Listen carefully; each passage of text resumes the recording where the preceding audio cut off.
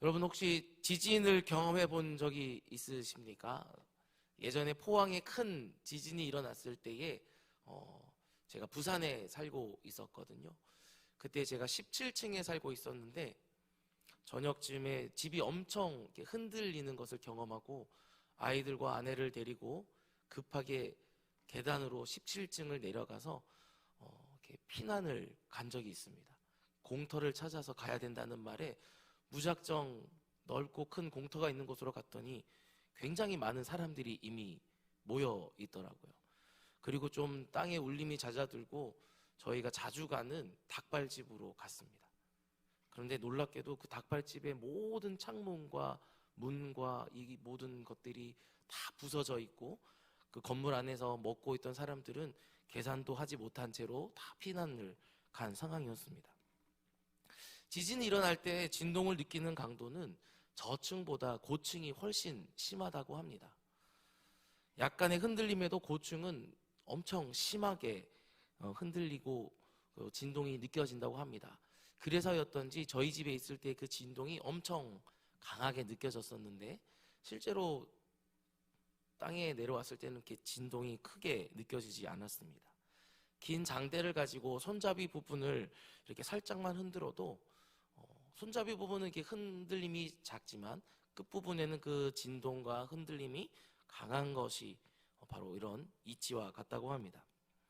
인생에 일어나는 큰 문제들, 굉장한 진동과 엄청난 울림도 사실 근원을 찾아서 들여다보면은 그것이 아주 작은 문제에서부터 시작하는 것을 알 수 있습니다. 별것 아니라고 생각했던 것이 시간이 지나면 지날수록 해결할 수가 없는 큰 문제가 되어서 우리의 손을 떠나기도 한다라는 것이죠. 남유다 왕실에서 일어난 작은 일이 훗날 큰 문제가 되어졌습니다. 여호사밧은 자신의 아들을 위하여서 북이스라엘의 아합과 이세벨의 딸인 아달랴를 며느리로 맞이했습니다. 아들 요람 시대에는 북이스라엘과 전쟁 없이 평안한 나라를 내가 물려주겠다라는 아주 소박한 욕심, 사람이 보기에 굉장히 소박한 욕심에 악한 왕 아합과 사돈을 맺게 된 것입니다. 이것이 바로 아주 작은 파문의 시작이었다라는 것이죠. 아달랴는 그의 어머니 이세벨이 그랬던 것처럼 남유다를 바알 신상화를 하겠다는 그런 포부를 가지고, 아주 남다른 포부죠. 그런 포부를 가지고 남유다 왕실로 시집 왔습니다. 그리고 시아버지 여호사밧은 죽고 남편 여호람을 아달랴가 이제 뒤에서 조종하기 시작합니다. 여호람은 아버지의 선한 길을 떠났고 아버지의 길을 떠나 하나님께서 기뻐하지 않는 우상 숭배의 길을 여호람은 걸어가기 시작했습니다. 하나님께서 이를 안타깝게 여기셔서 선지자 엘리야를 통해서 경고까지 하셨지만 그는 끝내 돌이키지 않았습니다. 계속해서 끝까지 악의 길, 하나님이 기뻐하지 않는 길로 갔다라는 것이죠. 몸에서 창자가 빠져나오는 심각한 병으로 비참한 죽음을 맞이합니다. 아버지의 죽음을 본 아들은 뉘우쳐야 했지만 그도 돌이키지 않았습니다. 2절과 3절을 보면은 이렇게 기록합니다. 아하시야가 왕이 될 때의 나이가 42세라. 예루살렘에서 1년 동안 다스리니라. 그의 어머니의 이름은 아달랴요 오므리의 손녀더라.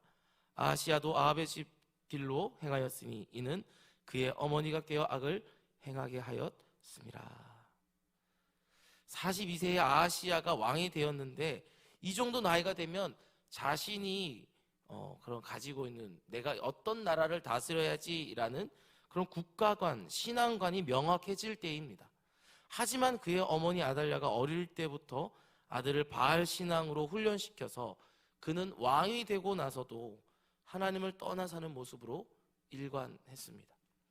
그의 어머니가 뒤에서 그를 사주한 결과인 것이죠. 어머니가 가지고 있는 영향력이 얼마나 대단한가를 보여주는 장면이기도 합니다.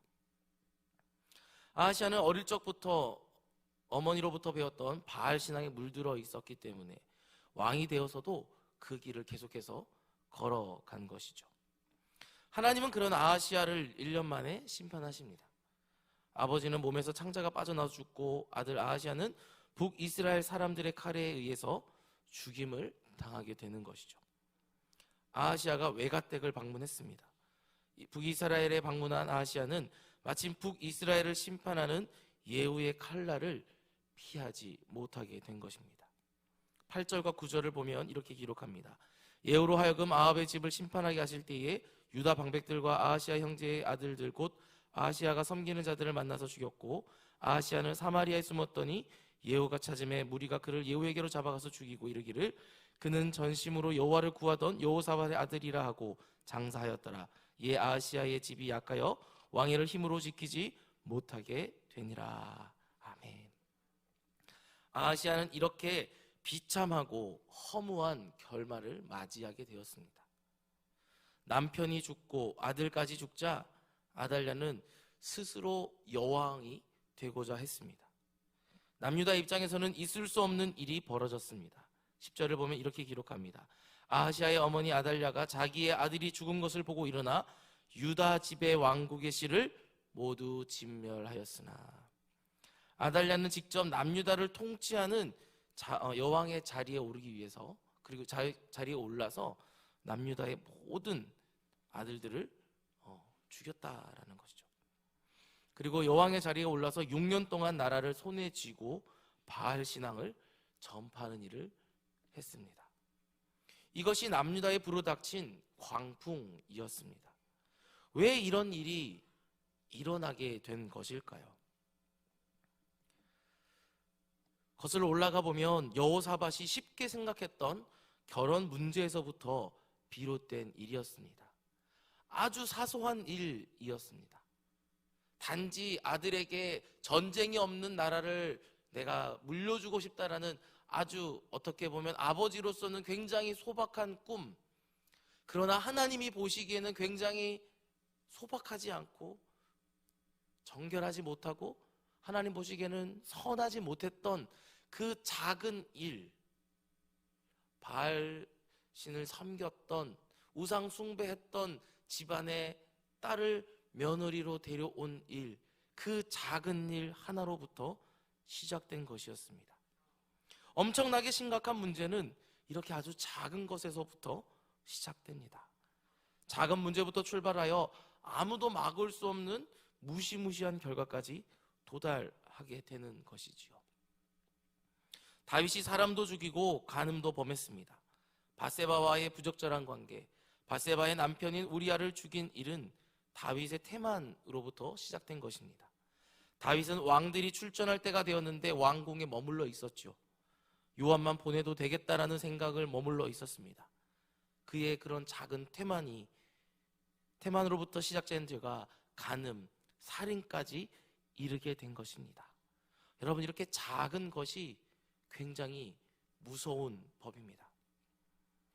우리가 인생에 살아가다 보면 우리 인생에 불어닥치는 무서운 광풍도 그 근원으로 올라가 보면은 굉장히 작은 것에서부터 시작되었을 수도 있습니다. 내가 너무 힘들고 너무 지치고 도저히 감당할 수 없는 이 일이 어쩌 보면 곰곰이 생각해 보면 내가 정말 소홀하게 여겼던 아주 작은 것에서부터 시작되었을 수가 있습니다.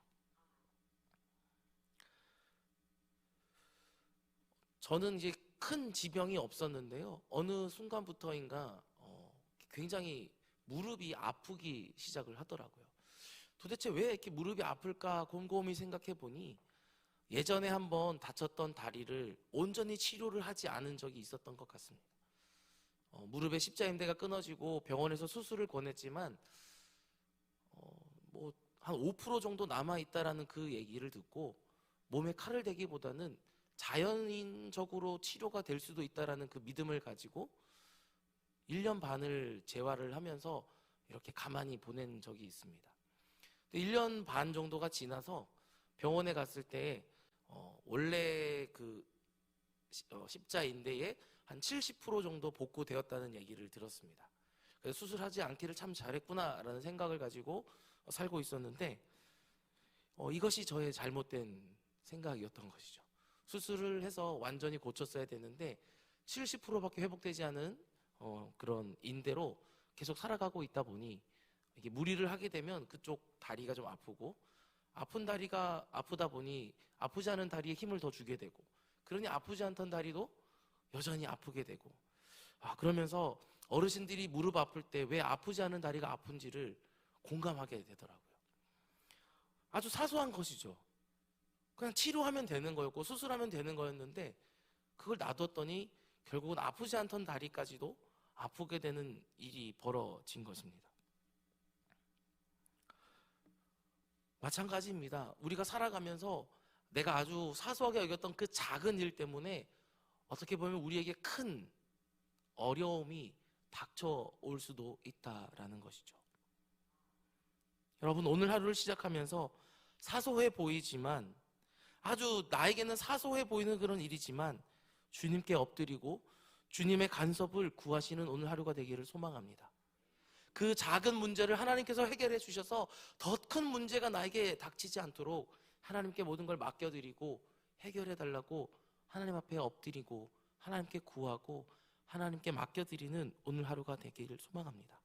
그렇게 하나님의 간섭과 돌보심이 오늘을 안전하게 지켜주실 것이고, 그렇게 오늘의 안전과 평안은 내일의 미래와 영적인 성공을 보장하게 될 것입니다. 바라기는 여기 있는 우리 모두가 다 그렇게 하나님의 은혜로 하나님께서 돌보아 주시고 간섭해 주셔서 우리의 영적인 건강과 우리의 육적인 건강과 그리고 우리의 모든 것들이 형통의 복을 누리는 복된 삶을 살아가는 저와 여러분 되시기를 주님의 이름으로 축복합니다.